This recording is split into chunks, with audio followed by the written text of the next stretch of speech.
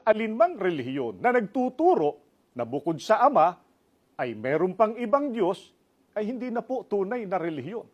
Sa makatwid, hindi rin po tunay na pagsamba ang kanilang naisasagawa sapagkat hindi tunay na Diyos ang kanilang kinikilala at sinasamba.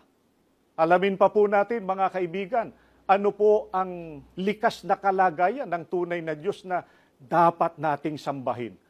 Ayon po sa ating Panginoong Hesukristo. Mga kaibigan, babasahin ko po ang nakasulat dito po sa Juan, sa 4:24, ganito po ang nakatala, pakinggan ninyong mabuti.